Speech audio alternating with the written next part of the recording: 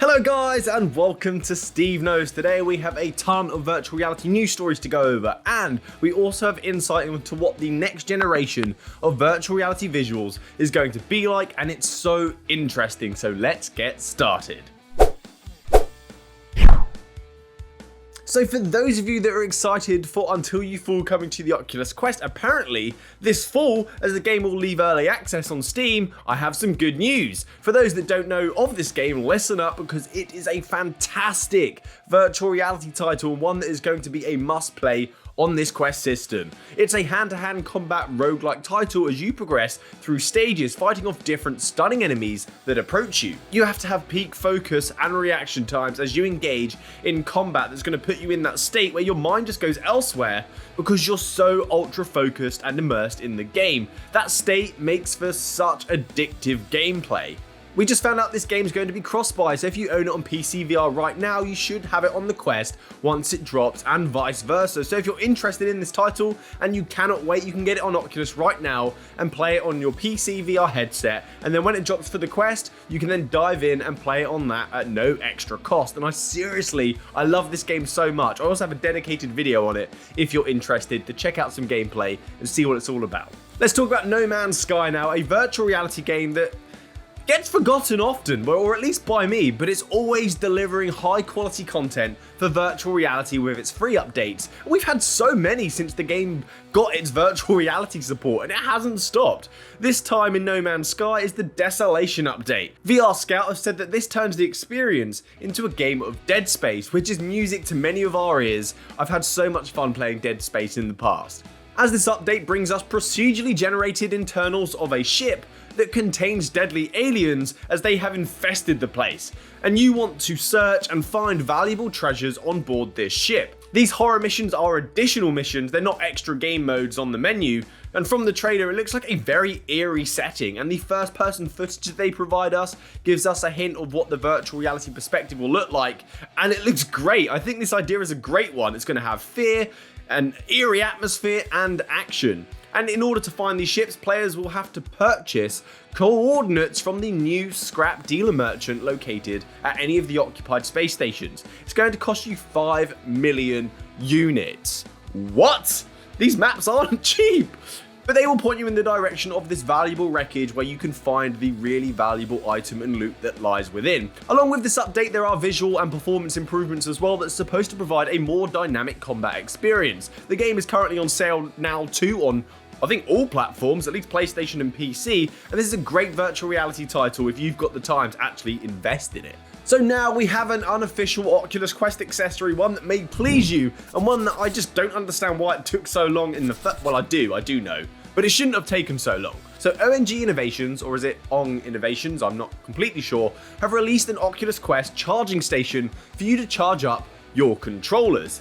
This is a request from many people to have rechargeable remotes because they don't like batteries, but I'm a battery fan because I can just swap them out immediately if I want to play virtual reality, because the amount of times I go to play my PlayStation 4 and the remotes are dead and I have to charge them and sit there and wait before I can enjoy a wireless controller. It's really frustrating and I don't end up playing sometimes because of it. But that's just me. With this new station, you can easily charge overnight with the dock and not be worried about burnout. This accessory comes with a new battery and a faceplate for you to put onto your controller, so once it's set up, you shouldn't have any need to remove anything again. And this battery and the plate work together as the plate allows for a current to transfer into the battery and keep it charged. This initially was a Kickstarter campaign, but it didn't reach its target, but they didn't give up. That's always great to see. There's also a $49 option which ditches the dock, and a $99 option that comes with a mounting kit for your headset as well. That's pretty sick. Ong says that the batteries fully recharge within 1.5 hours, and says that that charge lasts around a week with standard use, but what is standard use? We don't know. Is that 1 hour a day, 2 hour a day? Playing once every other day? I do not know. I should note that this works for the Oculus Rift as well because it's using the touch controllers. It's not limited to the Quest. So let's talk about Prince of Persia VR now, the escape room from Ubisoft, and we have some insight into that workstream and I want to share it with you. Prince of Persia has a place in my heart as I played Sands of Time, Two Thrones and Warrior Within to death. I love these games, and the unique part about this game was the ability to manipulate time, and that aspect has been translated into a multiplayer virtual reality escape room experience.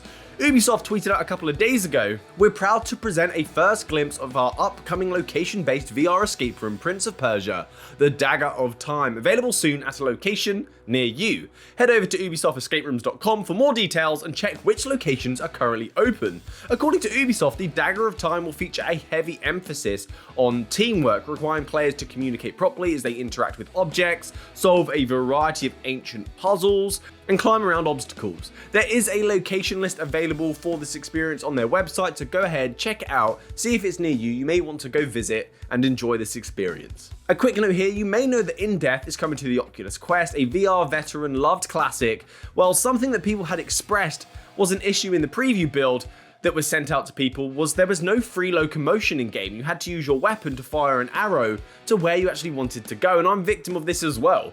It really took some adjusting getting used to this. This may have been okay when virtual reality started out having the teleportation only traversal, but now to me, this is a comfort option, and it wasn't really well received. So if you've seen any gameplay or any early footage, be aware that on release, they will be sending out an update to allow free locomotion, which will make the experience a lot better, the combat much more engaging and fun. I always love moments like this as well, when the community and developer work together to create something we actually want. None of this waterfall methodology. More agile, please. So let's talk about the future of virtual reality displays now. Facebook researchers have released another video into the hard work going on over there, as the head of display systems department gave us an overview of what's to come for the future of virtual reality optics. This is something I believe that can be applied to all the headsets. This isn't just going to occur for Oculus, because these big companies tend to follow a similar direction to one another, and with just some small micro differences. The video is 1 hour and 10 minutes long, so I will paraphrase, I will give you snippets of it,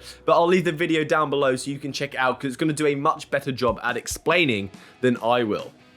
Pun intended. So it started off them speaking about the fundamentals of vision and depth, recreating those perspectives with our devices, and how we've been focusing on the vista space, which covers occlusion, relative size, things like that. And that is kind of like our television displays. That's what we've been having for a very long time. But in virtual reality, we focus on personal and action spaces, which is fundamentals like binocular disparity, motion parallel, convergence, and accommodation. Because this is virtual reality though, we are already focusing on binocular disparity and motion parallel, but there hasn't been much focus on convergence and accommodation. So something that was apparent is that they wanted to improve the clarity on objects that we were focusing on at different distances, because this is something that happens in the real world, but our VR displays do not work this way at the moment. Virtual reality have lenses with a fixed focus, so objects at a distance will be in focus and ones that are nearby are often blurry. This doesn't replicate how we actually see things in the real world. So they showed us a table of the potential ways forward, and by the looks of their research, there is one solution that can be applied that will actually solve this problem. It's going to require eye tracking and adaptive optics, Varifocals. We know eye tracking is coming, and that will help us determine where we are looking in game that can provide us cues that the focus point needs changing.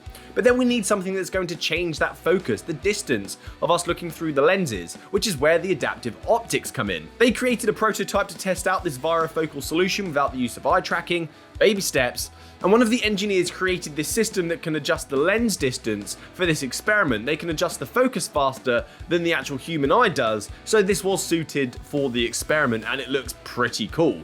The next prototype contained eye tracking and this varifocal system, but it weighed 2 kilograms. That's a heavy headset, but this is the first varifocal headset ever made. But in this video, they show us the eyes being tracked and the gameplay, and we're able to see the focus change depending on where they're looking. And wow, as they showed us earlier, when we look in the distance in virtual reality, everything is in focus. When we look at stuff up close, it's blurry. We now have eye tracking to provide us with focus, change cues, and then the varifocal to change that focus. So when we look in the distance, the display is clear, and then when we look close, the varifocal will change and the display will also be clear. They then have added digital blur to elements of the screen that we're not looking at to replicate real world focus, and it looks so amazing. This is going to be extremely helpful to deepen our immersion in game. But this prototype wasn't exactly the best solution. It weighed a ton and it was very, very noisy, but they knew what had to be done, and they aimed to create something with no moving parts and of higher quality. And they achieved this in the Half Dome 3, which they showed us at OC6, and the optical difference is just insane. The mechanical one to this magnetic solution, it's incredible. Wow. As and when this will be coming to our virtual reality headsets, I do not know, but it definitely seems like a next generation feature. And if they've created a successful solution now already, then I do expect to see it in the next generation of VR headsets. So combining this work with higher FOV, higher refresh rates, higher resolution, virtual reality is going to be more immersive than ever before. I'm excited. This was really interesting. I'll leave links down below so you can go and dive deeper into all of this information. So that's it from me today, guys. Thanks for watching to the end of the video, getting caught up on the latest and greatest in the virtual reality space. Please subscribe to the channel so you don't miss out on next time. Thanks to my patrons, you absolute legends, and happy gaming, guys. Good day.